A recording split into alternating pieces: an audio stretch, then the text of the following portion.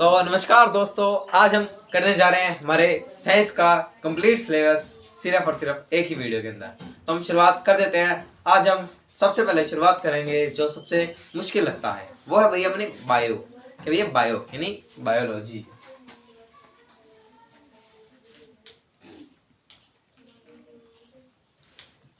Biology. अब biology में भैया हमें कौन कौन से चैप्टर आने हैं? अब बायोलॉजी में आने भैया हमें 3 चैप्टर। कौन कौन से? 3 चैप्टर आने हैं। अब पहला चैप्टर भैया अपना cell, fundamental unit of life, जिसे हम सेल कहते हैं। अब दूसरा अपना चैप्टर है प्लांट नहीं एनिमल टिश्यू। टिश्यूज में प्लांट टिश्यू और एनिमल टिश्यू है। और तीसरा है इंप्रूवमेंट इन नेचुरल रिसोर्सेज। तो हम तीनों के बारे में बात कर लेते हैं। तो हमारा जो सबसे पहला है सेल, कौन सा भैया? Cell chapter. अब सेल चैप्टर के अंदर हमें सबसे पहले ये क्या होता है, ये फंडामेंटल यूनिट ऑफ लाइफ होती है, क्योंकि एवरी ऑर्गेनिज्म और कोई मतलब जो लिविंग थिंग है या नॉन लिविंग में भी वो सेल से ही बनी होती है। और अब सबसे पहले आपके दिमाग में क्वेश्चन उठता है कि सेल किसने बनाया? ये बनाया भैया रॉबर्ट हुक भाई ने। इसने रॉबर्ट हुक ने बनाया नहीं था भैया, डिस्कवर किया था।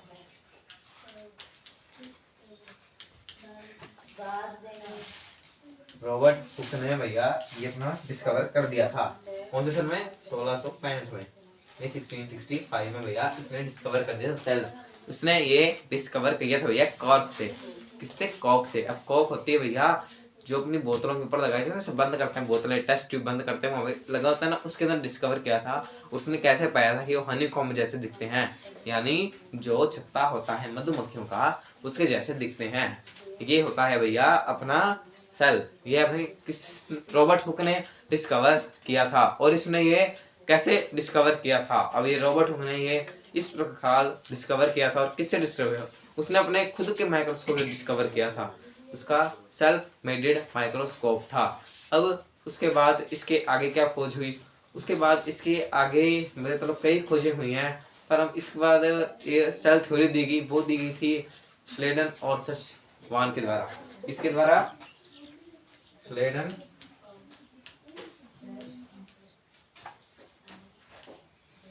और सचवान के द्वारा। स्लेडन ने डिस्कवर की थी भैया 1838 में, और इसने की थी भैया 1839 में। इन दोनों की डिस्कवरी से ये पता लगा था कि जो ये सेल है वो प्री एग्जिस्टिंग सेल से राइज होता है। बस इतना ही है अपनी सेल की डिस्कवरी के अंदर। अब इसके अगले अपने आ जाता है कि हमारे जो सेल के अंदर होता क्या क्या है भैया। हम सबसे पहले एक सेल की डायग्राम बना लेते हैं, जिसके अंदर हम हमें सब कुछ पता लगे। पर एक बार आप ये देख लीजिए, आपको ये नजर आ रहा होगा। अब इसके आगे हम कर लेते हैं। इसके आगे भैया हम सबसे पहले एक डायग्राम बना लेते हैं, उसके जरिए हम आगे करेंगे। ये मान लो एक सेल है, ये इसके अंदर न्यूक्लियस होता है। न्यूक्लियस भैया एक बीज के अंदर होता है। न्यूक्लियस भैया हमेशा बीज के अंदर होता है। और हमें 3 चीजें अब हम 3 चीजें बता देते हैं आपको कि कौन कौन सी चीज होती हैं हर एक सेल के अंदर होती हैं। ये क्वेश्चन बहुत बार एग्जाम में पूछा जाता है, उसकी तरफ बता देते हैं। ये एक होता है न्यूक्लियस। क्या होता है? न्यूक्लियस, सेल मेम्ब्रेन,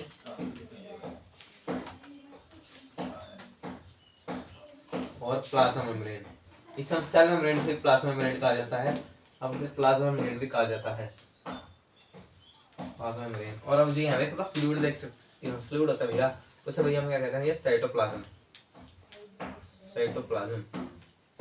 ये 3 चीजें ही होती है हर एक सेल के अंदर। अब इसके अंदर क्या होता है? जो न्यूक्लियस होता है उसके अंदर भी आगे कई चीजें आ जाती हैं। अब न्यूक्लियस के अंदर क्या हो जाता है भैया? अब न्यूक्लियस के अंदर भैया होते हैं, एक होती है इसकी लेयर हो जाती है, एक इसके न्यूक्लियस के अंदर उसके अंदर भी लेयर हो जाती है। और कई बार जो होता है प्रोकैरियोटिक सेल, उसमें न्यूक्लियस प्री डिफाइन नहीं होता, उसके उसे न्यूक्लियोइड कहा जाता है। क्या कहा जाता है? न्यूक्लियोइड। न्यूक्लियोइड कहा जाता है उसे, वही न्यूक्लियोइड कहा जाता है। और उसके आगे इसके न्यूक्लियर मेम्ब्रेन होती है, न्यूक्लियर पोर्स होते हैं, और न्यूक्लियर प्लाज्म होता है। जो जैसे अपना ये होता है, इस सेल मान लो ये एक न्यूक्लियस है, मान लो कि न्यूक्लियस है, पूरा न्यूक्लियस। अब इसके अंदर यहाँ पे होता है भैया न्यूक्लियोइड या न्यूक्लियोलस हो सकता है। यहाँ पे होता है भैया न्यूक्लियर प्लाज्म, ये होता है अपने भैया मतलब ये होता है न्यूक्लियर मेम्ब्रेन। और उसके आगे भी इसको न्यूक्लियर पोर्स होते हैं जो डिस्कवरी करते हैं। इसके बाद आगे भैया अपना ये ठीक है प्लाज्मा मेम्ब्रेन आ गई। और इसके अंदर क्या होता है? इसके अंदर भैया अब ये क्या काम आती है? ये प्लाज्मा मेम्ब्रेन थोड़ी बहुत अपने सेल की जो होती है वो सिक्योरिटी करती है, और साथ के अंदर थोड़े ही चीज़ों को आगे पीछे छान देती है, मतलब आर पार होने देती है, हम उसे इसलिए इसे कहा जाता है सिलेक्टिवली परमिएबल मेम्ब्रेन। क्या कहा जाता है? सिलेक्टिवली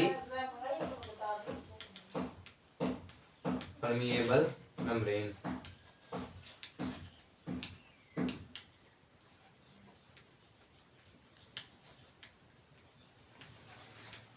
इसलिए इसे सिलेक्टिवली परमिएबल मेम्ब्रेन कहा जाता है। पर अब इसके अंदर जो होता है, जैसे मतलब सिलेक्टिवली परमिएबल कर, इसके अंदर से भैया दो चीजें पास की जाती है, और वो चीजें पास होते हैं तब हम उसे क्या कहा जाता है? तब जब इसके अंदर से CO2 यानी कार्बन डाइऑक्साइड एंड ऑक्सीजन पास होती है, उसे भैया क्या कह देते हैं? प्रोसेस डिफ्यूजन कह देते हैं। डिफ्यूजन प्रोसेस इसे कहा जाता है। ये भैया अपना डिफ्यूजन प्रोसेस आ गया। अब इसके अंदर होता है भैया ये डिफ्यूजन प्रोसेस होता है भैया इसके अंदर गैसेस के अंदर। ये अपना गैसेस के अंदर आ जाता है। ये जो डिफ्यूजन प्रोसेस किसमें होता है? गैसेस में। गैसेस के अंदर हो जाता है अपना ये डिफ्यूजन प्रोसेस। डिफ्यूजन गैसेस के अंदर हो जाता है। और इसके अंदर भी होते हैं कि जो नहीं है ये क्या कहाँ पे गया? इसके अंदर ही जब डिफ्यूजन होती है, अब उसके आगे जाके जब डिफ्यूजन हो गई, अब उसके अंदर भी एक और होती है, एक होता है ऑस्मोसिस। क्या होता है? ऑस्मोसिस होता है। एक बार इरेज करना पड़ेगा, आएगा नहीं बोर्ड पे। आगे ऑस्मोसिस।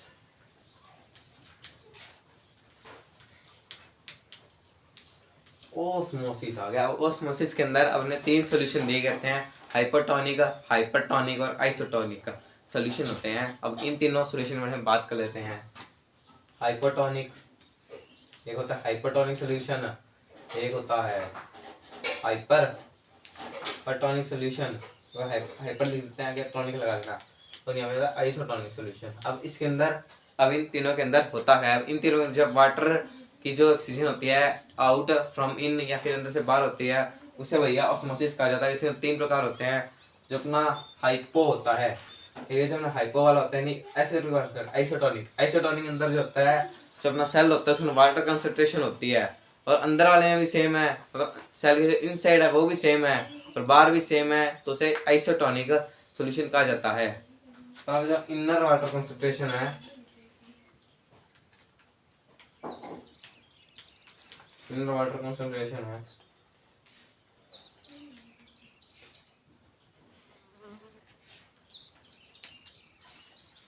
वही इक्वल होती है आउटर कंसंट्रेशन के, इसकी वाटर की।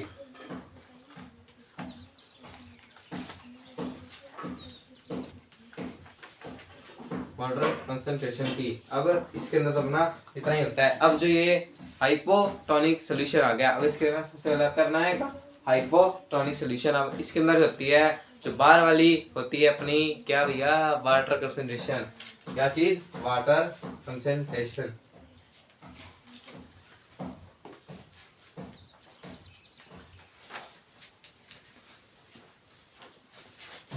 कंसंट्रेशन। अब ये जो अपने होती है वाटर कंसंट्रेशन, अब जो अपने हाइपरटोनिक के अंदर सॉल्यूशन होता है, अब उसके अंदर अंदर वाले से ज्यादा होती है। इसके अंदर होती है ये जो वाटर कंसंट्रेशन आउटर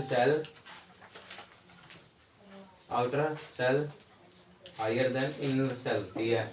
अब इसके अंदर उल्टा हो जाता है, हाइपर के अंदर आउटपुट वाले में कम होती है और इनर में ज्यादा हो जाती है। इसमें भैया इनर वाले के अंदर कम ज्यादा हो जाती है। अब जब मान लो भैया उसके अंदर आउटर कंसंट्रेशन ज्यादा है, तो भैया वो स्वेल अप हो जाता है, मतलब वो भर जाता है। अब क्या कर रहे हैं भैया? भर जाता है। इट्स लाइक स्वेल अप हो जाती है। और अगर अब हाइपरटोनिक आ गया, तब उसके अंदर भैया क्या हो जाता है? श्रिंक कर जाता है सेल। भैया श्रिंक कर जाता है अपना ये सेल। ये हो जाएगी भैया अपनी इतना प्रोसेस। अब इसी प्रोसेस के अंदर होते हैं प्लाज्मा मेम्ब्रेन। अब प्लाज्मा मेम्ब्रेन के बारे में आगे जान लेते हैं, किस किस चीज की बनी होती है। ये बनी होती है भैया लिपिड्स और प्रोटीन्स की।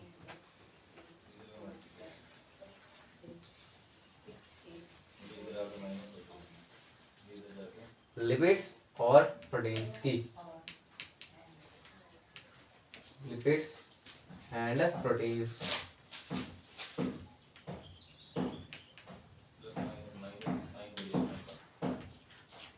अब भैया ये जो अपनी प्लाज्मा मेम्ब्रेन है ये इसी चीज़ की बनी होती है, लिपिड्स और प्रोटीन्स की। इन दो ही चीज़ों की अपनी जो ये प्लाज्मा मेम्ब्रेन है ये इन दोनों ही चीज़ों की बनी होती है। अब ये जो है अपनी ये सेल प्लाज्मा मेम्ब्रेन होती है, अब इसके अंदर है अभी क्या मदद करनी होती है, जो फ्लेक्सिबिलिटी होती है प्लाज्मा मेम्ब्रेन की वो किसमें मदद करती है, जो प्लाज्मा मेम्ब्रेन की जो होती है ये फ्लेक्सिबिलिटी ये मेम्ब्रेन ये इस करती है एंगल्फ इन फूड, मतलब ये फूड बनाने के अंदर हमें इस्तेमाल की जाती है, इसलिए ये इसके अंदर फ्लेक्सिबिलिटी होती है। हर बार एग्जाम में क्वेश्चन पूछा जाता है। बस अब इसके आगे क्या है, हमने प्लाज्मा मेम्ब्रेन की बात कर ली, न्यूक्लियस की बात कर दी, अब रह गया भैया ना साइटोप्लाज्म। अब भैया आगे भैया साइटोप्लाज्म आ गया। अब भाई साइटोप्लाज्म हमने बता चुका है ये लिक्विड लाइक सब्सटेंस होता है, इसके अंदर ही भैया जो सारे क्या आगे भैया इसे सेल ऑर्गेनेलिस होती हैं, सेल ऑर्गेनेलिस होती हैं जो कोई ना कोई स्पेसिफिक कंपोनेंट कोई ना कोई स्पेसिफिक फंक्शन करने के लिए इसके अंदर इस्तेमाल की जाती है, इसलिए इसे क्या है सेल ऑर्गेनेलिस कहा जाता है। अभी सेल ऑर्गेनेलिस होगी भैया, अब इसके अंदर हम आगे क्या करेंगे, सेल ऑर्गेनेलिस के अंदर भैया इसका जगह 6 चीजें आ जाती हैं, पर हम उसकी पहली है भैया अपनी कौन सी है, अभी हम आपको लिख के बता देते हैं। जो भैया अपनी पहली है वो पहली है भैया अपनी एंडोप्लाज्मिक रेक्टिकुलम।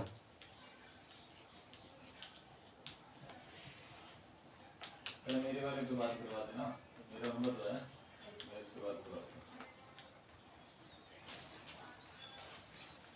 जैसे पापा से करवा देना, ये भैया अपनी होगी भैया पहली एंडोप्लाज्मिक रेक्टिकुलम। अब ये जो अपनी होती है भैया एंडोप्लाज्मिक रेक्टिकुलम, इसके अंदर हमने क्या करना है, एंडोप्लाज्मिक रेक्टिकुलम के अंदर अभी जो अपना एंडोप्लाज्मिक रेक्टिकुलम होता है ये जो अपने न्यूक्लियस के बात की सेंटर के अंदर होता है बिल्कुल उसके साथ ही होती हैं, और ये ट्यूबुलर इन सब्सटेंस होते हैं। अब इसके आगे जो 2 टाइप से जाती हैं उन्हें हम कहते हैं SCR और RER, SCR एंड RER और RER। और जो SCR होती है वो स्मूथ होती है, ये रफ होती है, ये रफ होती है। ये रफ क्यों होती हैं, क्योंकि जो है इसके अंदर होते हैं राइबोसोम्स प्रेजेंट होते हैं, राइबोसोम्स प्रेजेंट होते हैं, जिसके कारण ये जो दिखने के अंदर है ये हमें रफ लगती है, इसके कारण इसे हम रफ एंडोप्लाज्मिक रेक्टिकुलम कह देते हैं। और इसी के कारण जो ट्रांसपोर्टेशन होती है सेल के अंदर से और बाहर तक, मतलब न्यूक्लियस से जो साइटोप्लाज्म के अंदर होती है वो इसी के द्वारा ही की जाती है, इसके द्वारा एंडोप्लाज्मिक रेक्टिकुलम के द्वारा ही की जाती है। और ये ट्रांसपोर्टिंग के चैनल सर्व करता है, ट्रांसपोर्टिंग के चैनल सर्व करता है, जो हमने अभी फंक्शन बता दिया है। अब इसके अंदर एक बार तो इतना हमें इतने बता देते हैं क्योंकि हमें आगे भी अगले टॉपिक्स करने हैं, उसके बाद अगला अपना आ जाता है कौन सा टॉपिक। अब इसके बाद हमने अगला टॉपिक है गोल्गी अपार्चस।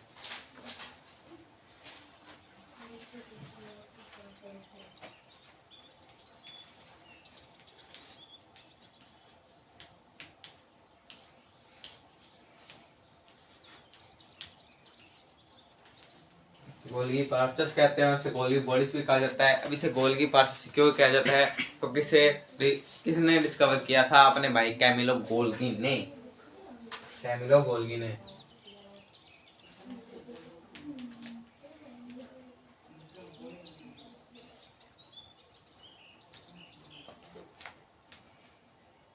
कैमिलो गोल्गी ने डिस्कवर किया था। और अब इसका जो स्ट्रक्चर होता है वो कैसे होता है वो बता देते हैं। आपने वाईफाई का सिग्नल तो देखा होगा, ये वाईफाई का सिग्नल ऐसे होता है। अब हम इसके बाद अगर इसको हम और एक्सटेंड कर दे तो ऐसे ऐसे और ऐसे बन जाता है। अब ऐसे ही होता है भैया अपने ये जो गोल्गी बॉडीज का स्ट्रक्चर ये ऐसा ही होता है कुछ, इसका ही मिलता जुलता होगा ये अपना गोल्गी बॉडीज का स्ट्रक्चर। अब इसके अंदर जो होते हैं ये बिल्कुल पैरेलल होते हैं, ये भी पैरेलल है और ये भी पैरेलल है। और हम इन पैरेलल इसको क्या कह देते हैं, इन पैरेलल इनको सिस्टर्न्स कह देते हैं। क्या कह देते हैं भैया, सिस्टर्न्स।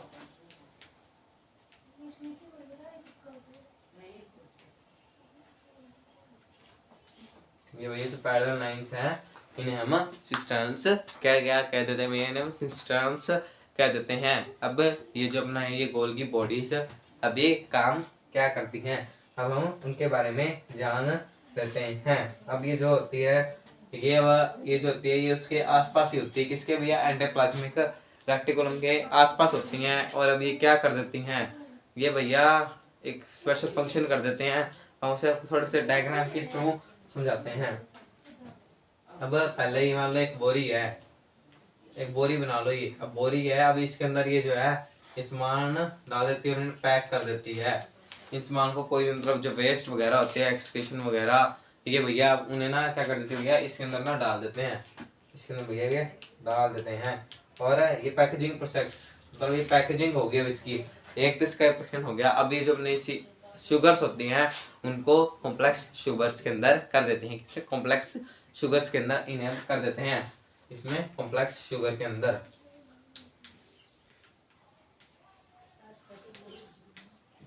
ये कॉम्प्लेक्स शुगर के अंदर बन जाती हैं। और जब ये बना लेते हैं उसके बाद ये जो अपना ये है इसको ये लाइसोसोम्स के पास भेज देते हैं। वो भी अगले अपने का है सेल ऑर्गेनेली है, क्या है cell organelles.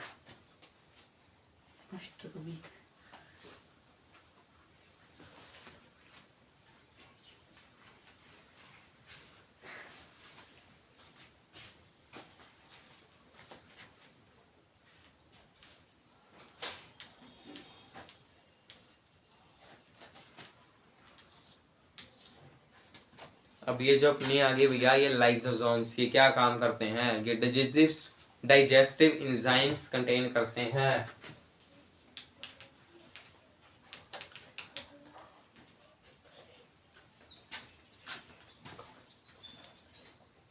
Digestive enzymes contains करते हैं। और अब जो थैली के अंदर हमारा जो ये पेस्ट वगैरह आ जाता है, अब ये इनको अपने अंदर करके डिस्पैच कर देते हैं, हम लोग क्लीन कर देते हैं, इसलिए इन्हें साइड बैग्स कहा जाते हैं, क्योंकि जो भी एक बार इसकी चीज़ चलेगी वो कभी वापस नहीं आ सकती। और इसी कारण ये जो अपने पॉइजन्स और ड्रग्स होते हैं वो इसके अंदर आ जाते हैं और ये इन्हें ख़त्म कर देते हैं। और गोली बॉडीज भी ख़त्म कर देती हैं किनको, ये पॉइजन्स और ड्रग्स को, स्मॉल अमाउंट ऑफ पॉइजन्स और ड्रग्स को ये ख़त्म कर देते हैं। और अगर मान लो किसी कारण ये स्वेलअप हो जाए, या भर जाए, लाइसोसोम्स के अंदर ये पूरा भर जाए, तो ये अपने आप बर्स्ट कर देते हैं और जिस कारण पूरे सेल को बचा लेते हैं। इसी कारण ये सुसाइड बैग्स कहा जाता है। ये बहुत बात है, सुसाइड बैग्स, सुसाइड बैग्स इसलिए इन्हें कहा जाता है, क्या कहते हैं, सुसाइड बैग्स। अब इसके बाद आ जाता है ना mitochondria.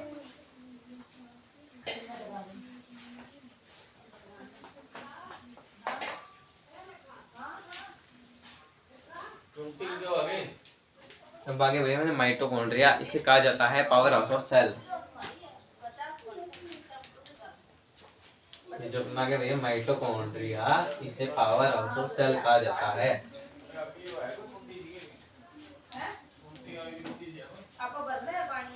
Power house of cell, इसे क्या कहा जाता है भैया, पावर हाउस ऑफ सेल कहा जाता है। क्योंकि ये क्या, इसके अंदर क्या होता है, एटीपी, एडेनोसाइन ट्राइफॉस्फेट कहा जाता है, एडेनोसाइन ट्राइफॉस्फेट,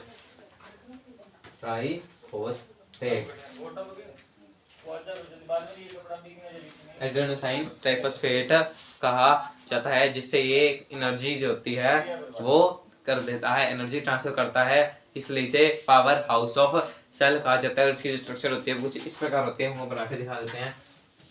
कुछ इस प्रकार सी होती है, जिसके अंदर जो इंटरवल ऑफ, ये जो इनर लेयर होती है डीपली फोल्डेड होती है, और जो इनर लेयर डीपली फोल्डेड के कारण जो बाहर वाली मेम्ब्रेन के से बड़ी होती है और इसके अंदर पोर्स भी होते हैं, इसी कारण ये होती है भैया माइटोकॉन्ड्रिया होता है। ये माइटोकॉन्ड्रिया के बारे में ये बहुत से क्वेश्चन आ जाते हैं। ये हो गया भैया अपना माइटोकॉन्ड्रिया। अब इसके आगे अपना आ जाता है भैया प्लास्टिड्स। प्लास्टिड्स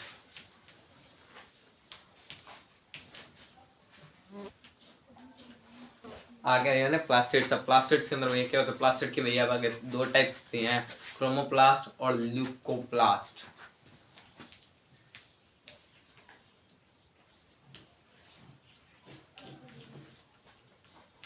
क्रोमोप्लास्ट और ल्यूकोप्लास्ट।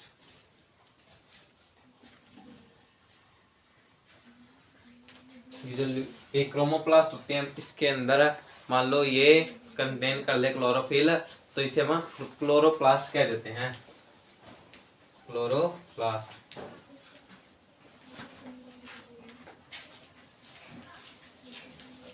ये इसके अंदर भैया प्लास्टिड्स की 3 होती हैं और ये वाली इसके अंदर ही होती है, किसके अंदर, क्रोमोप्लास्ट के अंदर ही, क्रोमोप्लास्ट के अंदर ही होगी।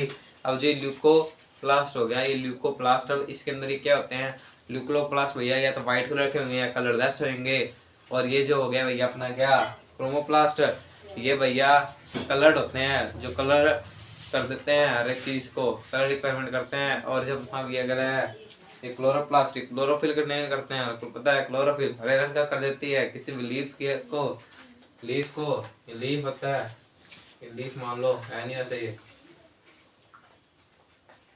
मान लो लीफ है और जिसमें रंग ये हरा होता है। ये हरा क्यों होता है, इसका रंग हरा, इसका रंग किसके कारण होता है, रंग होता है भैया अपने ये क्लोरोप्लास्ट के कारण जो इसका कलर है वो ग्रीन हो जाता है, जिसके कारण ये कलर रिक्वायरमेंट कर देती हैं। क्या कलर रिक्वायरमेंट आ जाते हैं इसके अंदर, ये प्लास्टिड का मेन फंक्शन यही होता है कलर वगैरह का बस, और इसका कोई फंक्शन नहीं है।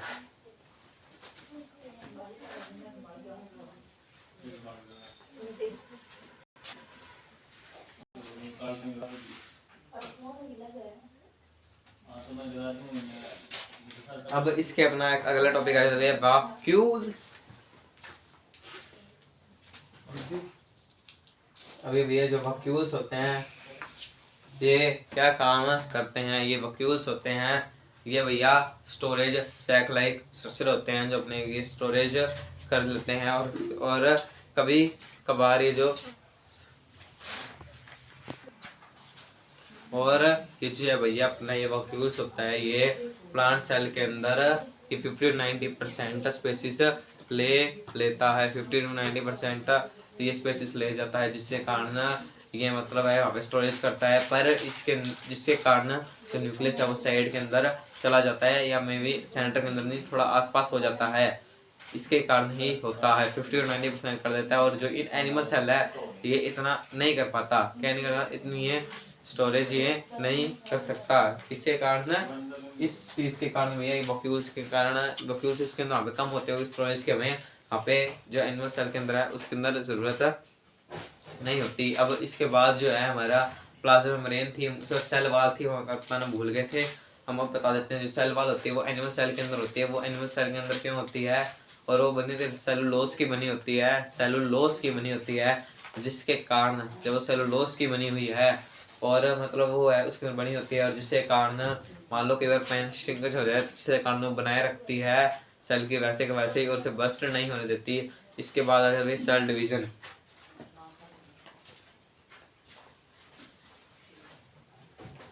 सेल डिवीजन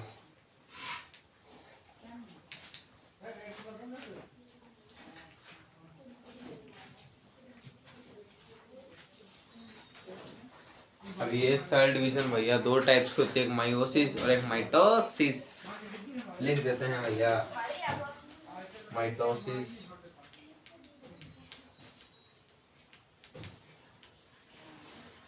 क्या कहते हैं मायोसिस। ये माइटोसिस और मायोसिस हम आपको डायग्राम के थ्रू सुनाएंगे। इसके अंदर एक होती है भैया डॉटर नहीं मदर सेल होता है, कहते हैं मदर सेल होती है, ये मदर सेल होते हैं, और इसके अंदर ये क्रोमेटिन मटेरियल हो जाते हैं। इसके अंदर आ जाते हैं भैया क्रोमेटिन मटेरियल। जो क्रोमेटिन मटेरियल होते हैं ये अपने उसके अंदर होते थे भैया, किसमें, न्यूक्लियस के अंदर होते थे, तो वो बताना भूल गए थे, अब याद कर लेते आपको बता देते हैं।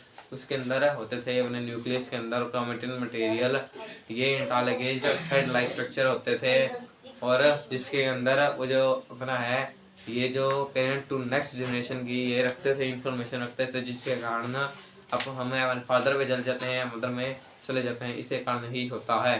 पर अब इसके अंदर हमारे मदर सेल है, इसका दो डॉटर सेल में डिवाइड कर देती है। कि दो डॉटर सेल में डिवाइड करगी, तो इस प्रोसेस को भैया माइटोसिस। अब इसके आगे मान लो ये दोनों हैं, ये आगे और डिवाइड हो जाते हैं,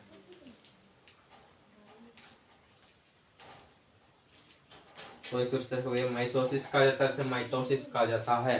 ये दो प्रोसेस होते हैं और इसके अंदर टोटल सेल हैप्लॉइड होते हैं, इसमें डिप्लॉइड होते हैं। इतना ही फर्क है दोनों में सेल डिवीजन के अंदर। अब इसके बाद अपना इसी के साथ ये चैप्टर खत्म हो चुका है। हमारे अगले चैप्टर की तरफ रुख कर देते हैं।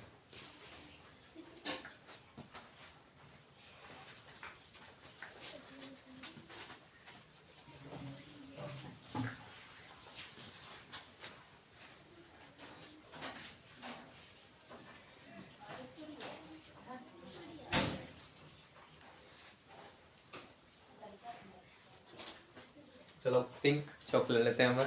अपना ये जो दूसरा चैप्टर है ये अपना है भैया, कौन सा है, टिश्यू।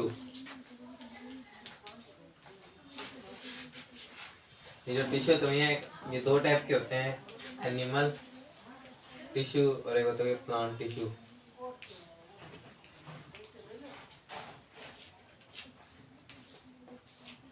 ये एनिमल में भी कई तरह के आ जाते हैं और प्लांट में भी कई तरह के होते हैं।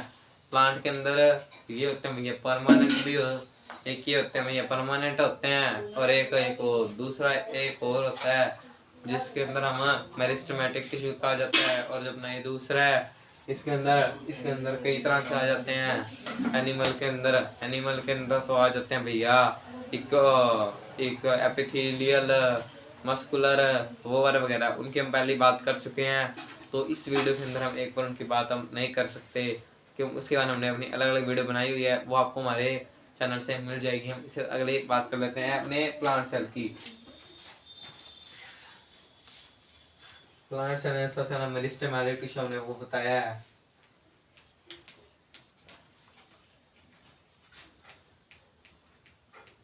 अपना ये जो मेरिस्टेमेटिक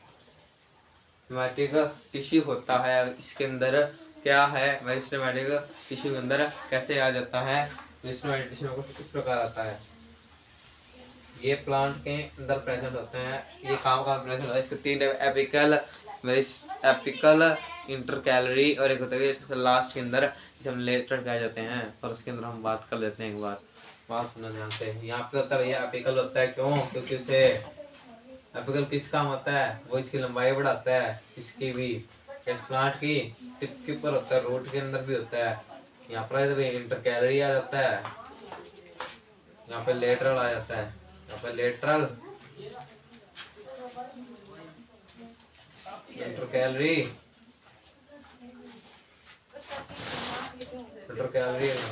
एपिकल।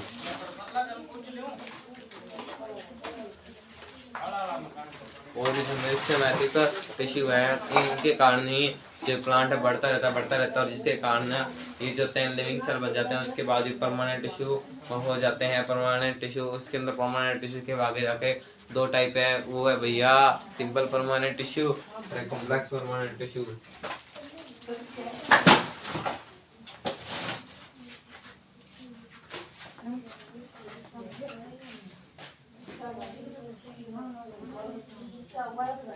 कौन सी भैया, सिंपल,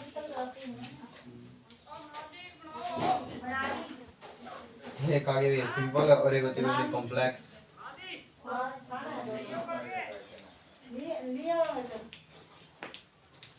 अब भैया ये जो होगी भाई अपने सिंपल, ये तो भैया सिंपल सा ही होता है। इसके अंदर ही बिल्कुल मतलब परमानेंट होता है। इसको अपने डायग्राम के थ्रू समझेंगे। हम डायग्राम बना लेते हैं। ये कुछ इस प्रकार की होती है भैया डायग्राम।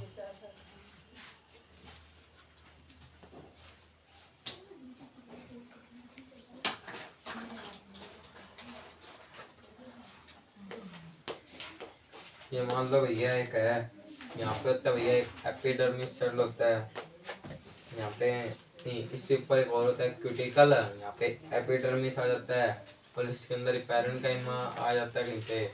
और अब इसका हम बात बता लेते हैं। डायग्राम में एक बार इतना ही होता है, तो हम बात बताते हैं आपको अगले। पैरेन्काइमा आ जाता है एक,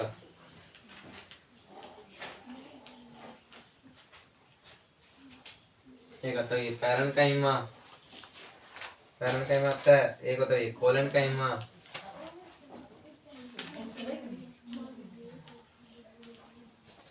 कोलेनकाइमा, और एक होता है स्क्लेरेनकाइमा।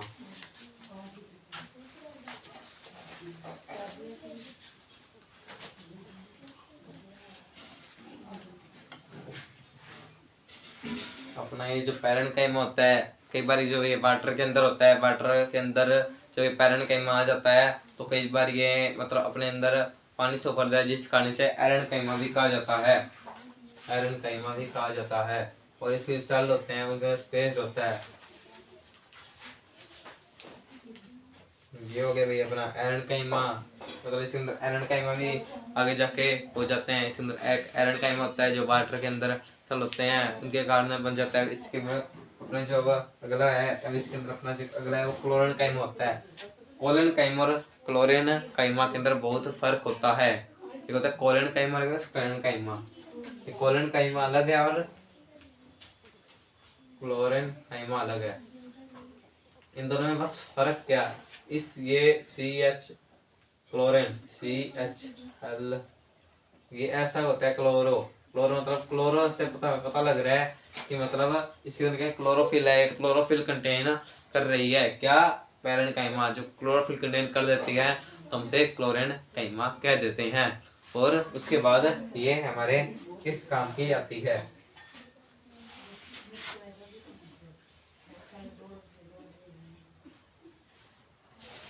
और ये जो फ्लेक्सिबिलिटी होती है प्लांट के अंदर, जब स्टेम को जो हरा रहा होता है तो हम ऐसे मोड़ेंगे तो उसके अंदर फ्लेक्सिबिलिटी होती है। मैं चौक को ऐसे करूँगा ये टूट जाएगा, फ्लेक्सिबिलिटी नहीं है। उसके अंदर फ्लेक्सिबिलिटी होती है जिससे कारण वो अपने आप को मोड़ पाता है।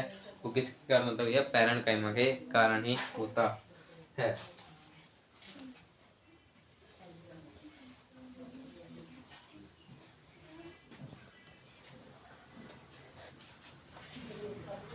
इसके बाद आगे भैया स्क्लेरेनकाइमा।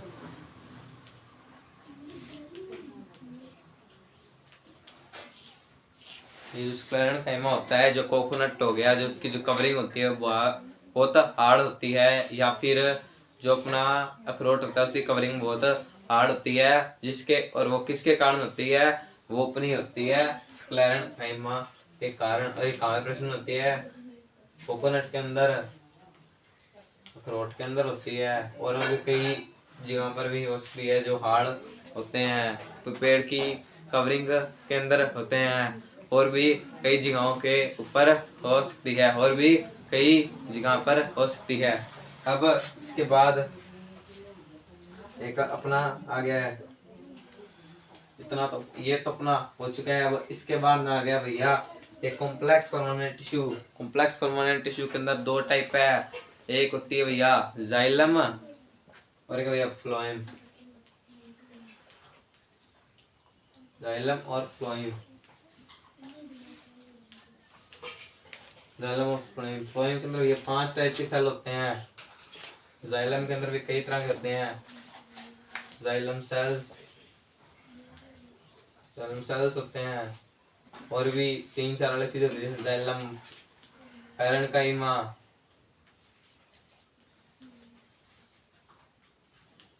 पैरेंकाइमा, जाइलम के फाइबर्स होते हैं, फाइबर्स।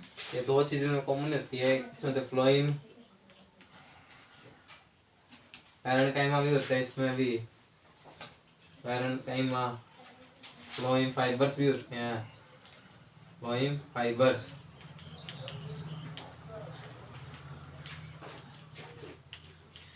और ये जो पैरेंकाइमा है, इनके अंदर वो किस चीज के अंदर मदद करता है, ये पैरेंकाइमा जो होता है ये स्टोरेज के लिए इस्तेमाल किया जाता है। इसके अंदर ही हम इतना ही बता लेते हैं, क्योंकि इसके अंदर अगला चैप्टर कर लेते हैं, और बायो को जो लास्ट चैप्टर हम बाद में आखिर में करेंगे। अब इसके बाद अपना अगला है, इस अगले आगे रुक करते हैं अपने फिजिक्स के चैप्टर के अंदर, जो हम करेंगे, हम फोर्स कर चुके हैं, यानी मोशन हम चैप्टर कर चुके हैं। हम अब करेंगे force and law of motion, force and law of motion और ग्रेविटेशन। अब हम इन दोनों चैप्टर को बिल्कुल साथ में करेंगे। कौन कौन चैप्टर को भैया, एक अपना ये फिजिक्स लिख देते हैं। फिजिक्स के ये जो ये अपना ये चैप्टर है मोशन, मोशन हम कर चुके हैं। मोशन हम कर चुके हैं। अब इसके अगला जो अपना ये चैप्टर है force and law of motion. Force and law of motion.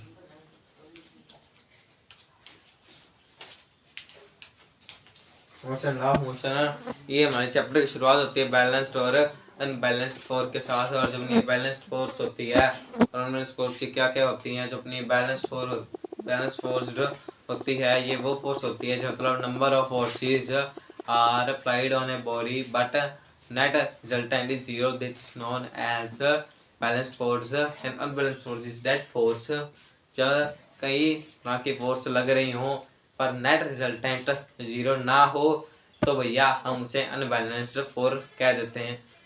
Unbalanced force कह देते हैं। ये होगी भैया अपनी अनबैलेंस्ड फोर्स। इसके अंदर हमने क्या कर दिया भैया, balanced force, balanced and unbalanced कर चुके हैं। And unbalanced and unbalanced force हम इसके अंदर कर चुके हैं। इसके बाद आ जाता है भैया फर्स्ट लॉ ऑफ मोशन, जो अपने भाई हमें न्यूटन ने दिया था। न्यूटन ने हमें क्या बोला था? न्यूटन ने हमें बोला था when an object is remain at rest or an object is remain in motion unless an external force is applied on it, that is known as first law of motion।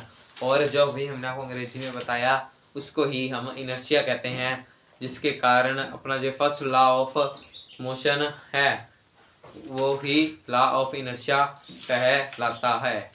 इसीलिए कारण है law of motion, law of inertia भी कहलाता है। और इसके अंदर हमें कहा एग्जांपल ले लेते हैं। अगर मान लो मैं यहाँ से चौक मारूंगा तो वो जाता ही जाएगा, आगे जाता ही जाएगा तब तक जब तक उसके ऊपर ग्रेविटेशनल फोर्स नहीं लगेगी नीचे की त्वार, तब तक वो नीचे नहीं आएगा। और तब तक आप उसे हिट नहीं करोगे तब तक नीचे नहीं जाएगी। जैसे कि एक कार चल रही है, जब तक अगर मान लो मैंने फुटबॉल किक मारी तो किक शायद जाएगी, कभी ना कभी जाके रुकेगी। क्यों? क्योंकि उसके अंदर एक फोर्स लग रही है। वो फोर्स कौन सी फोर्स है? वो ग्रेविटेशनल फोर्स है। और ये भी हो सकता है कि वो अगला बंदा कुछ हिट कर ले या फिर रोक ले, वो भी हम अपना कह सकते हैं। इसके बाद आ जाता है अपना एक सेकेंड लॉ ऑफ मोशन। पर उसके पहले हम इनर्शिया और मास के बारे में बात कर लेते हैं। इनर्शिया और मास के अंदर जो अपना इनर्शिया है वो हमने आपको बता दिया है। हमने आपको बता दिया जो मास होता है वो क्या होता है? वो होता है actual weight of body. Actual weight of body होता है, ना कि जो ग्रेविटी हमें खींच रही है वो वेट होता है। इस कारण उसे मास कहा जाता है। इसे second law of motion. Second law of motion.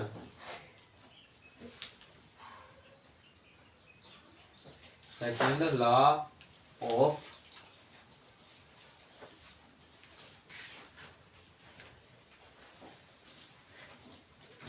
ये जो अपना सेकंड लॉ ऑफ मोशन क्या कहता है? ये जो है भैया अपना ये सेकंड लॉ ऑफ मोशन क्या कहता है? ये सेकंड लॉ ऑफ मोशन क्या कहता है? That applied force is directly that नहीं, ये अगर चेंज ऑफ जो मोमेंटम है, change of momentum,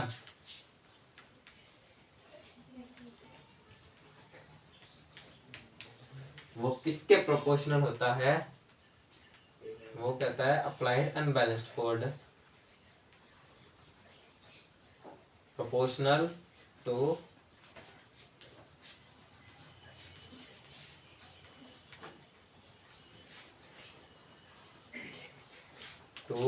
applied unbalanced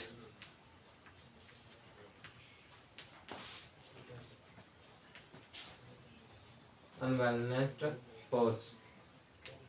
ये होता है भैया अपने ये अनबैलेंस्ड फोर्स के अंदर यही है सेकंड लॉ ऑफ मोशन। इसके हमें एग्जांपल देनी हो तो हम ऐसे कह सकते हैं, जब भी एक फील्डर कैच करता है वह भी एक सेकंड लॉ ऑफ मोशन की एग्जांपल है। अब हम इसके मैथमेटिक के बारे में बात कर लेते हैं।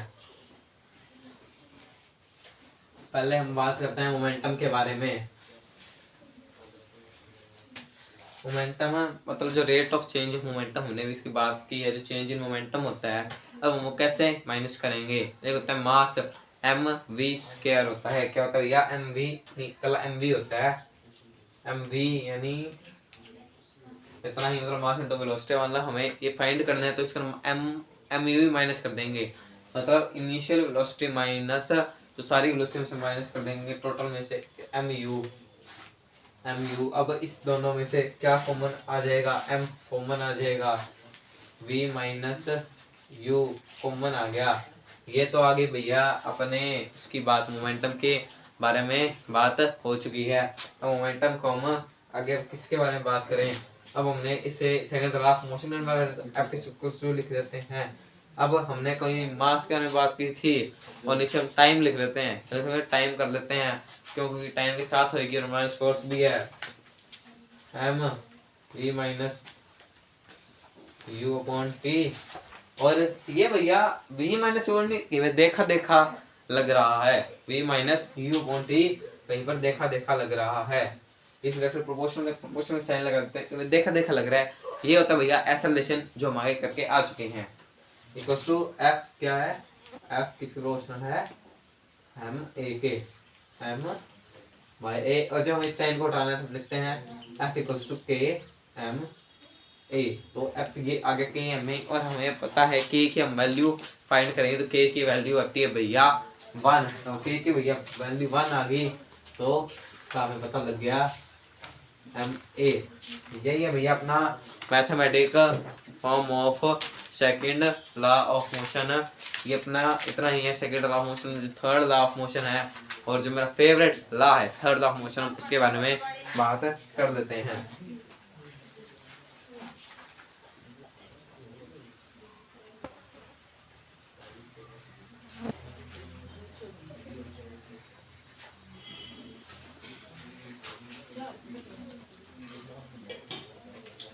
और ये जो है अपना ये थर्ड लॉ ऑफ मोशन क्या स्टेट करता है, जब हम कोई भी ऑब्जेक्ट कोई भी फोर्स एक्सर्ट करता है, when an object exerts force on an object, the second object, the other object also exerts pressures on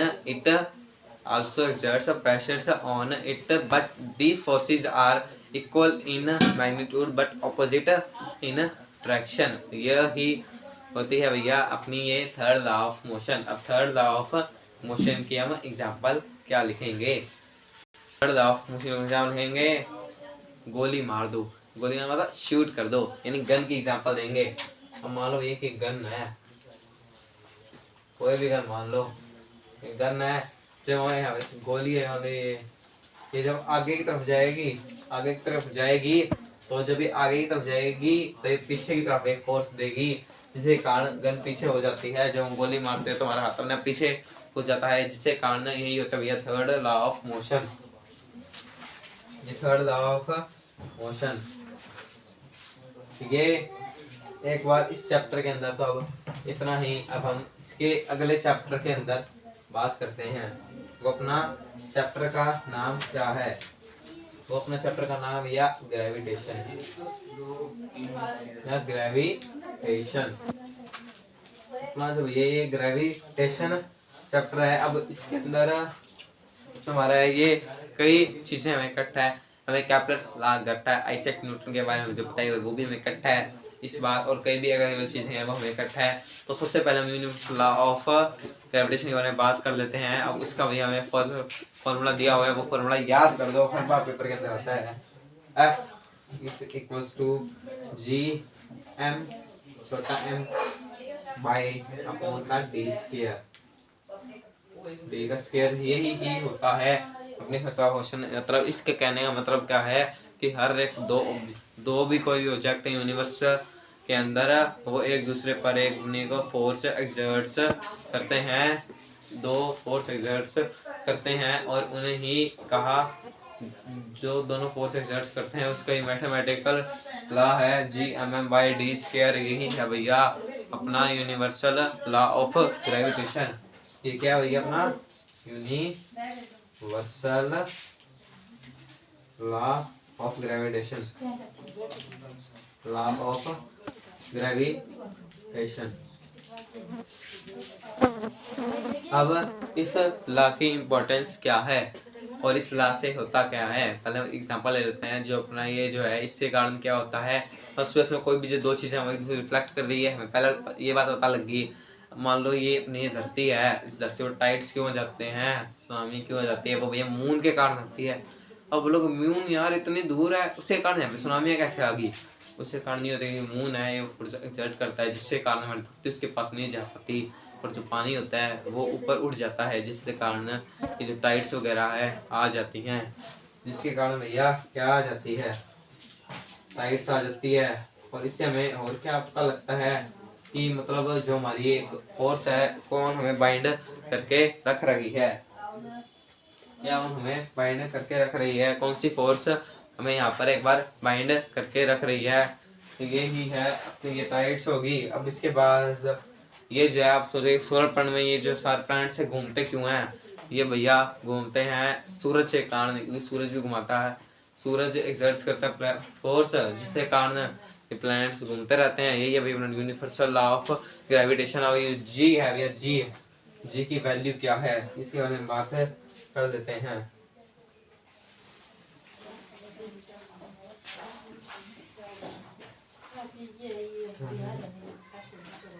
ये है भैया 6.7 इंटू 10 की power -11 newton metre square by kilogram minus square.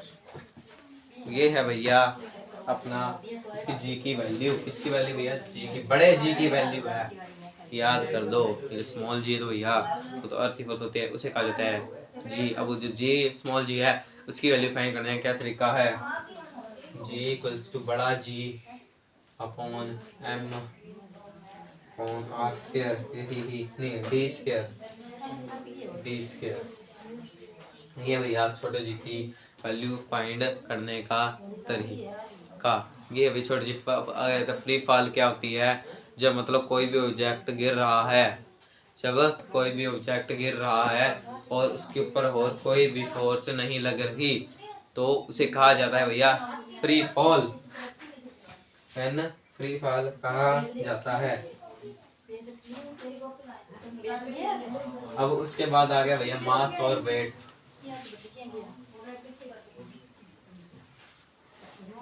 Mass and wait,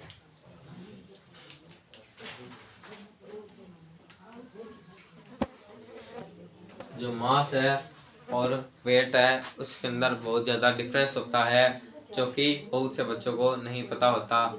ये जो wait है वो हमारा घटता बढ़ता रहता है, और जो मास है वो कभी घटता, मास हमेशा कांस्टेंट होता है और वेट कोई कांस्टेंट नहीं रह सकता। क्यों? क्योंकि ये जो है मतलब जो हमें अर्थ खींच रही है उसके कारण बढ़ता रहता है, और जिसके कारण ये higher at poles and lower at middles हो जाता है। इससे कारण ही ये जो है वेट और मास में डिफरेंस हो जाता है। मास क्या होता है, actual wait,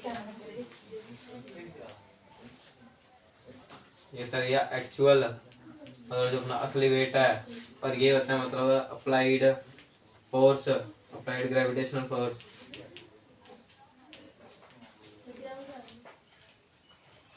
applied gravitational force,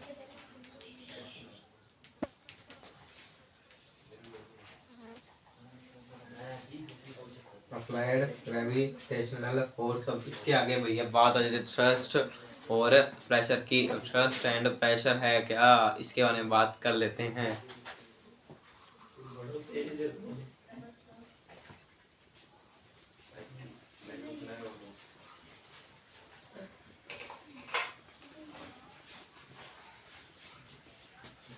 अपना ये जो थ्रस्ट होता है, ये जो थ्रस्ट होती है perpendicular to an object is known as thrust. When a force is applied मतलब and is perpendicular that is known as thrust. और जो भी फोर्स होती है ये नहीं फोर्स प्रेशर। प्रेशर क्या होती है? Thrust upon area. Thrust upon area भैया अपनी ये प्रेशर कहलाता है। प्रेशर क्या होती है भैया? Thrust upon area. तो भैया thrust upon area, thrust upon area हो जाता है। अब ये जो weight of an object of an moon है वो मतलब यहाँ पे 1/4 हो जाता है। इसके अर्थ के मुताबिक 1/4 है। यह है अपना फोर्स। और ये बियॉन्ड फोर्स आ जाती है अगली अपनी बियॉन्ड फोर्स buoyancy।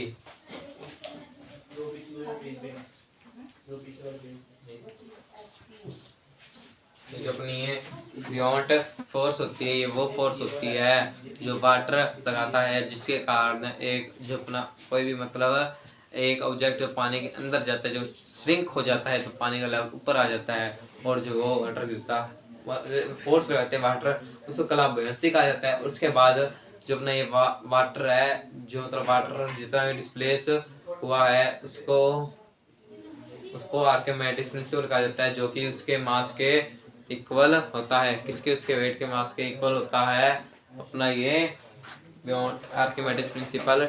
और वो दिया गया था भैया आर्किमेडिस के द्वारा, जो हाइड्रोमीटर्स और लैक्टोमीटर्स के अंदर इस्तेमाल किए जाते हैं। लैक्टोमीटर्स और हाइड्रोमीटर्स के अंदर वो इस्तेमाल किए जाते हैं। क्या क्या भैया? अपने लैक्टोमीटर्स और हाइड्रोमीटर्स इनके अंदर ये इस्तेमाल किए जाते हैं आर्किमेडिस प्रिंसिपल के द्वारा। आर्किमेडिस प्रिंसिपल के द्वारा ये अपने इस्तेमाल किए जाते हैं। अब इसके अगला अपना चैप्टर आ जाता है work, power and energy.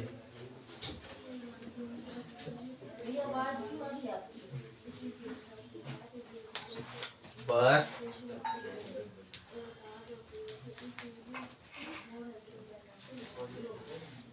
Power and energy. भैया अपने वर्क की सबसे पहले एक एग्जांपल हर बार किसी ने बोली होगी कि यार ये वर्क कर रहा है या कूली है जो सामान चक्के लेके जा रहा है अपने सर के ऊपर से ऐसे करके लेके जा रहा है, तो क्या वो असल में वर्क कर रहा है या नहीं? जबकि असल के अंदर वह वर्क बिल्कुल नहीं कर रहा होता। क्यों?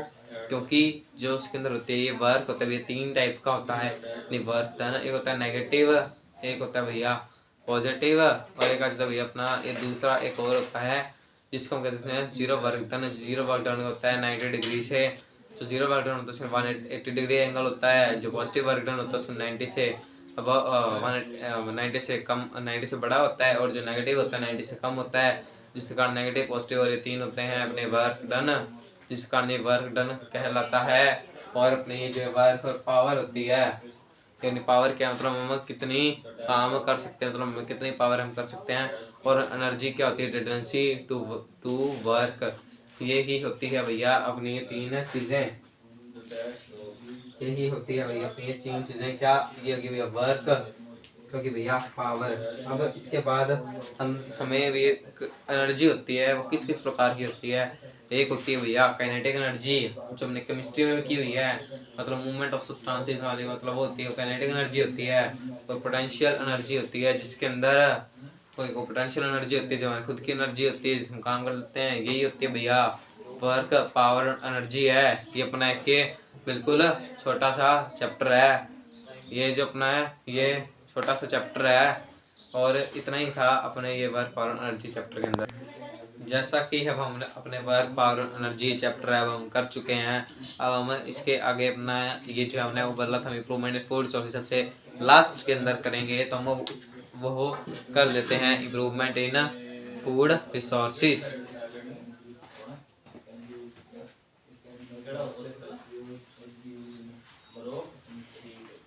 ये अपने बायो का आखिरी चैप्टर है।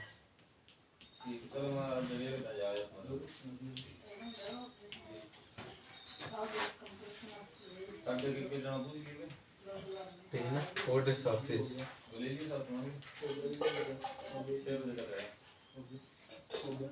ठीक कब जाए बच्चा मैं आ गया 2:15 इम्प्रूवमेंट इन ये फूड रिसोर्सेज का सबसे पहले पूछोगे भैया ये फूड रिसोर्सेज के अंदर इम्प्रूवमेंट की क्या ज़रूरत है। ये जो अपना ये है इम्प्रूवमेंट फूड रिसोर्सेज के अंदर फूड रिसोर्सेज को इम्प्रूव करने की क्या ज़रूरत है। मान लो जब हमारा देश आज़ाद नहीं हुआ था ब्रिटिश तब भी लैंड इतना ही था और पॉपुलेशन मान लो उस वक्त 50 मिलियन थी। 50 मिलियन मान लो यानी कम हो गई ज़्यादा, मान लो 50 मिलियन थी और अब मान लो भैया 150-250 मिलियन होगी हुए। पर उस जमाने में भी लैंड उतना ही था और अभी भी लैंड उतना ही है। और जैसे मान लो ये लैंड इतना है, उस जमाने में भी ये लैंड इतना ही था और दोनों लैंड इक्वल है। पर पॉपुलेशन इंक्रीज होगी, अब पॉपुलेशन मान लो ये इंक्रीज होगी तो हम ऐसा तो नहीं बोल सकते धरती हम बढ़ा नहीं सकते। तो हम क्रॉप है, हमने खाना है पीना है, खाने के बिना हम नहीं जी सकते, खाने के बिना हम नहीं जी सकते हमें पता ही है। बाकी हर एक चीज़ हम उसके बिना जी सकते हैं, हर एक चीज़ के बिना जी सकते हैं, हम खाने के बिना नहीं जी सकते। इससे हम इम्प्रूवमेंट इन फूड रिसोर्सेज जरूरी हैं जिसके अंदर हमें 3 चीज़ें होती हैं। एक अवेलेबिलिटी होती है, अफोर्डेबिलिटी और एक्सेसिबिलिटी। अवेलेबिलिटी होती है मतलब खाना अवेलेबल होना चाहिए सबको, एक्सेसिबिलिटी मतलब सबको खरीद पाने की क्षमता होनी चाहिए और एक्सेसिबिलिटी हर एक के पास मतलब इतना हर एक पास जॉब होनी चाहिए मतलब जिसके कारण तो हर ये कर सके। और इम्प्रूवमेंट इन हम किन 3 चीज़ों में कर सकते हैं। इम्प्रूवमेंट इन क्रॉप यील्ड पहला आ जाता है इम्प्रूवमेंट किसके अंदर crop yields.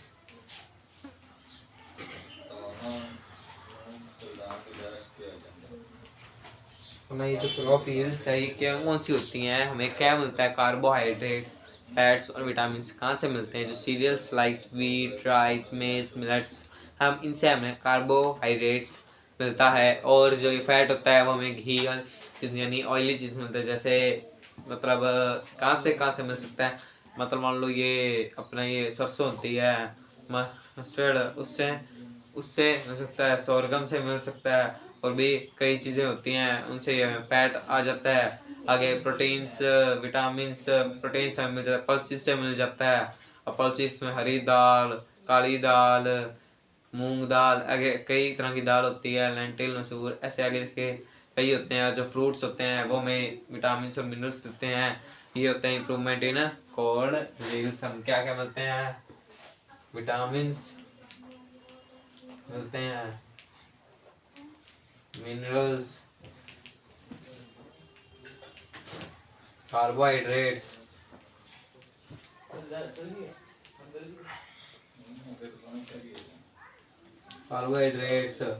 Fats carbohydrates fats proteins ये सारी चीज़ें हमें मिल जाती हैं। अब इसके अंदर आगे जाके ये अपने 3 भागों में डिवाइड हो जाती है कि हमें इम्प्रूवमेंट किस किस के अंदर हमें करनी पड़ेगी। आपने जो ये पहली होती है हमें किसके अंदर इम्प्रूवमेंट करनी पड़ेगी, पहले हमें करेंगे crop variety improvement. Crop variety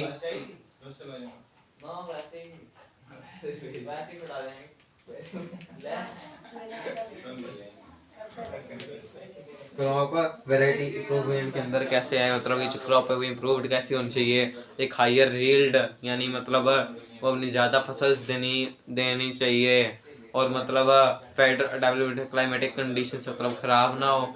biotic resistance होनी चाहिए, मतलब कि जो है कोई भी मतलब आ गया अपना ये सुनामी आ गई या फिर कोई भी ये तो अबायोटिक होता है। जो मतलब मान लो कोई वायरस ने कर दिया उनसे अपनी ये रेजिस्टेंस होनी चाहिए। उसके बाद वाइटल डेवलपमेंट चाहिए और डिजायरेबल एग्रोनॉमिक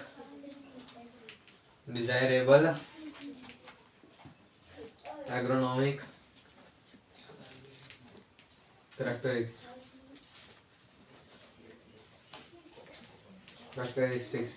अब इसके अंदर हमें क्या कहता है, मतलब डिजायर एग्रोनॉमिक कैरेक्टरिस्टिक्स कहना चाहता है मतलब जैसे मतलब वीट वगैरह है उसके अंदर मान लो हमें उसकी लंबाई की जरूरत नहीं है पर हमें उसकी सीरियल्स की जरूरत है। मतलब सीरियल्स उसमें उगने ही चाहिए, मतलब उसे वेट उगनी ही चाहिए, भले ही वो भले ही मतलब उसका वो बड़ा हो पेड़ छोटा पौधा भले ही बड़ा पौधा हो उसमें वेट उगनी चाहिए। और यही मान लो अपने कोई मतलब हमें खिलाते हैं जानवरों को हरा चारा, मतलब मान लो हम उसके अंदर क्या चाहते हैं कि उसके अंदर कोई बीज वगैरह हो या कोई भी फसल हो, नहीं, हम उसके अंदर चाहते हैं कि उनकी टालनेस हो, ब्रांचेस हो, इसके अंदर हम चाहते हैं टालनेस, प्रोफ्यूज ब्रांचिंग, वो इसके अंदर ही होते हैं। और इसके अंदर सबसे पहले सीधा होती है बरसीम, और उन्हें फोल्डर क्रॉप्स कहते हैं जो जानवर खाते हैं। कौन सी क्रॉप्स? Fodder crops.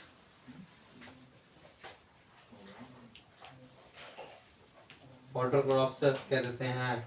उसकी जो पहले एक और एग्जांपल्स यही होती है भैया, अपनी फोल्डर क्रॉप्स हो जाती हैं।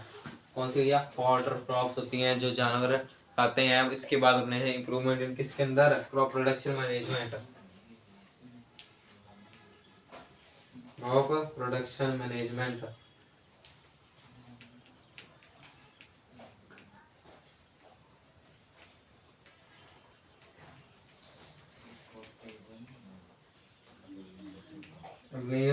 क्रॉप प्रोडक्शन मैनेजमेंट इसके अंदर आ जाता है कि मतलब जिसको प्रोडक्शन है वो मैनेज कैसे करेंगे, मतलब उसके अंदर क्या क्या होना चाहिए, मतलब ये होने चाहिए न्यूट्रिएंट्स होने चाहिए, वो किसी भी क्रॉप के अंदर ज़रूरी होने चाहिए। उसे हम भैया क्या कह देते हैं भैया? Nutrient management.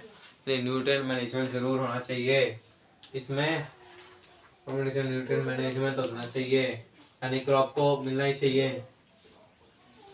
अब हमें पता है कि क्रॉप को कितने तरह के न्यूट्रिएंट्स चाहिए होते हैं, मतलब मेनली है तीन, तो तीन 16 चाहिए होते हैं, 3 और 13 16 चाहिए होते हैं। जो 3 होते हैं वो उसे वाटर और सॉइल के द्वारा मिल जाते हैं। वाटर और सॉइल के द्वारा जो क्रॉप को कौन कौन से मिल जाते हैं? वाटर और एयर के द्वारा।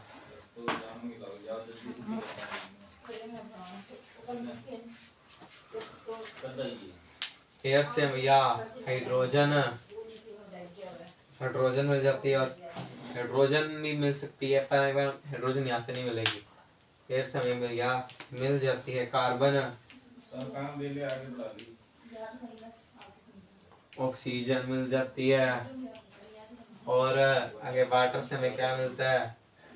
इसमें हमें हाइड्रोजन एंड ऑक्सीजन, ऑक्सीजन मिल जाती है।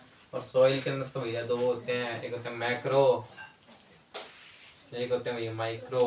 मैक्रो वो होते हैं जो ज़्यादा मात्रा में चाहिए होते हैं, माइक्रो वो होते हैं जो प्लांट्स को कम मात्रा में चाहिए होते हैं। अब ये जो मैक्रो न्यूट्रिएंट्स, अब ये जो अपने यहाँ मैक्रो न्यूट्रिएंट्स वो कौन कौन से होते हैं वो एक बार हम वापस लिख देते हैं, पहले लिखे नहीं थे फिर भी लिख देते हैं। नाइट्रोजन, इसको एन लगा देते हैं, नाइट्रोजन, नाइट्रोजन, नाइट्रोजन हो गया। फॉस्फोरस, फॉस्फोरस हो गया। और आ गया भाई पोटाशियम, कैल्शियम,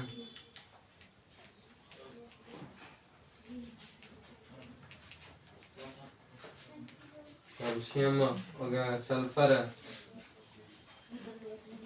और गया मैग्नीशियम, और यही होते हैं magnesium, potassium, potassium, calcium, sulphur, magnesium, magnesium, ये हो गया फॉस्फोरस। ये होते हैं भैया, यहाँ पे क्लियर नहीं लिखा जा रहा, अगर इरेज पे वापस लिखते हैं।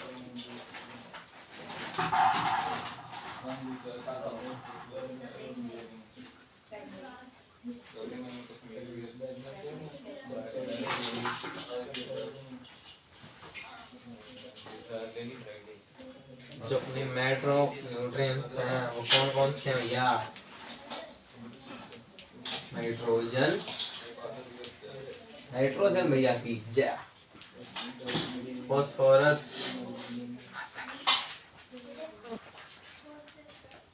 नाइट्रोजन, फॉस्फोरस आ गया। उसके बाद कौन आएगा? हमने आपको बताया पोटाशियम, पोटाशियम आएगा। सल्फर आ जाएगा, सल्फर, मैग्नीशियम आ जाएगा, मैग्नीशियम आ जाएगा। माइक्रो में कौन से आते हैं जो कम में चाहिए होते हैं? आयरन,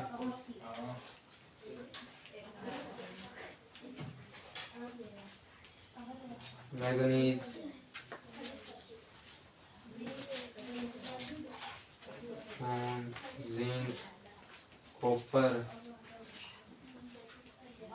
लिपिडानम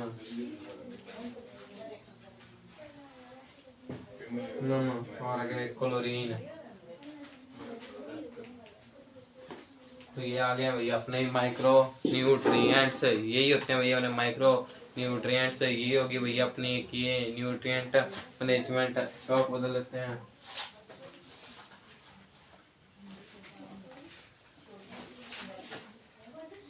उसके बाद हमें नहीं भैया प्लांट्स को चाहिए कई तरह की चीजें। अब भैया वो कई तरह की चीजें क्या क्या है, मैन्योर और फर्टिलाइजर्स, जिनके कारण ये जो होते हैं ये न्यूट्रिएंट्स उन्हें मिल जाते हैं। मैन्योर दो तरह के होते हैं, वर्मिंग कंपोस्ट और एक हो जाती है भैया एक वर्मिंग कंपोस्ट, एक होती है वर्मिंग कंपोस्ट। वर्मिंग कंपोस्ट की तरह बनाई जाती है। एक होती है वर्मिंग कंपोस्ट और सिंपल कंपोस्ट भी होती है। एक जो सिंपल कंपोस्ट होती है उसके अंदर क्या होता है, कीड़े वगैरह का इस्तेमाल नहीं किया जाता है। वर्मी कंपोस्ट में कीड़ों का इस्तेमाल कर लिया जाता है। ये जो कंपोस्ट होती है उसे खड्डा खोद के यानी पिट खोद के उसमें कूड़ा कचरा वगैरह डाल देते हैं, यानी किचन के पिल्स डाल देते हैं उसके अंदर, उसे फिर बंद कर देते हैं खड्डे को। उसके बाद 2-3 महीने बाद उसमें निकालते हैं, उसमें कंपोस्ट खाद तैयार होती है, उसे मैन्योर कह देते हैं। वर्मी कंपोस्ट के अंदर उसी के अंदर भैया हमने कीड़े डाल देते हैं, रेड वर्म्स डाल देते हैं, जिसके कारण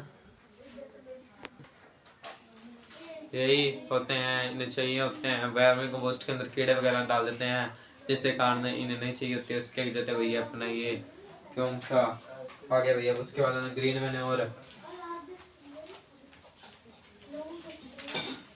ग्रीन जो मैन्योर होता है वो मैन्योर होता है जो खेती करते वक्त जो अपने आप ग्रीन पौधे वगैरह उग जाते हैं, जिनके कारण उन्हें प्लफिंग करते वक्त मिट्टी के अंदर मिक्स कर देते हैं, जिससे कारण उनके अंदर वो पोटाशियम फॉस्फोरस वगैरह मिट्टी में जाते हैं, जिससे भैया कह देते हैं भैया ग्रीन मैन्योर। उसके बाद फर्टिलाइजर्स होते हैं केमिकल लिली, केमिकल वाले आ जाते हैं भैया। ये कौन होते हैं फर्टिलाइजर्स, ये केमिकल के द्वारा आ जाते हैं। जो केमिकल स्प्रे वगैरह करते हैं उन्हें हम फर्टिलाइजर कहते हैं, जिसके कारण फसल हमारी बहुत अच्छी हो जाती है। पर उसी के द्वारा जो हमारी जो लैंड होती है उसकी मतलब आयु कम हो जाती है, मतलब उसकी खेती करने की उम्र कम हो जाती है, जिस कारण फर्टिलाइजर्स का इस्तेमाल नहीं करना चाहिए। और उसके बाद आ जाती है इरीगेशन। इरीगेशन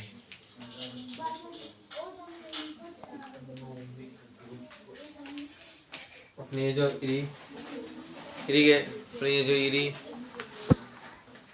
अपनी जो इरिगेशन है, एक बार हम इसे नहीं बताएंगे, बाकी का जो है वो आप खुद कर लीजिएगा। बस इतने के लिए धन्यवाद। अब ये सीधे कर दूँगा।